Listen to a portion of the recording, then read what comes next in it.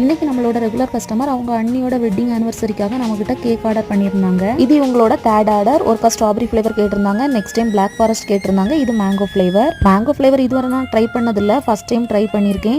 Design அவங்க எந்த மாடலுமே கொடுக்கல, ஸோ நீங்களே பார்த்து பண்ணிக்கோங்கன்னு சொன்னாங்க. ஸோ கொஞ்சம் டிஃப்ரெண்டாக இருக்கட்டுன்ட்டு நான் இந்த மாடல் ட்ரை பண்ணியிருந்தேன். ஒரிஜினல் மேங்கோ பல்ப் வச்சு பண்ணணுமான்னு கேட்டிருந்தேன். இல்லை எசன்ஸ் போதும்னு சொன்னாங்க. ஆஃப்டர்நூன் ஒரு 3 o'clock தான் இந்த கேக் ஆர்டர் சொல்லியிருந்தாங்க. நைட் 12 o'clock கட் பண்ணணும், பண்ணி கொடுப்பீங்களான்னு. ஓகே பண்ணிடலாம் அப்படின்ட்டு அதுக்கப்புறம் தான் நான் ரெடி பண்ணியிருந்தேன். நைட் 11:30க்கு நாங்கள் முன்னாடி கொடுத்த அதே அப்பார்ட்மெண்ட்ல கேக்கை டெலிவரி பண்ணிட்டு வந்தாச்சு. நெக்ஸ்ட் டே ஈவினிங் ஒருத்தங்க நீங்க கேக் பண்ணுவீங்களா, எனக்கு பிளாக் ஃபாரஸ்ட் கேக் வேணும்னு கேட்டிருந்தாங்க. அவங்க பையனோட 6th பர்த்டேக்காக ஆர்டர் பண்ணியிருந்தாங்க. நிறைய டிசைன் அனுப்பியிருந்தேன், பட் அவங்க இந்த டிசைன் தான் ஓகே பண்ணியிருந்தாங்க. கேக் எப்படி இருக்குமோ பிடிச்சிருக்குமோன்னு யோசிச்சுட்டு இருந்தேன். அவங்க மெசேஜ் எதுவுமே போடல, நேரில் வந்து கேக் ரொம்ப சூப்பர்னு சொல்லிட்டு போனாங்க. இந்த கஸ்டமர் நம்மளோட ப்ரௌனி டேஸ்ட் பண்ணவங்க தான், அதனால தான் இந்த கேக் ஆர்டர் கொடுத்தாங்க. பர்த்டேக்கு வீட்டுக்கு வர கெஸ்ட்டுக்கு காம்ப்ளிமெண்டரி கிஃப்ட் கொடுக்க ragi brownie with almond 15 piece கேட்டிருந்தாங்க. ப்ரௌனியும் சூப்பராக இருந்ததுன்னு சொல்லிட்டு போனாங்க.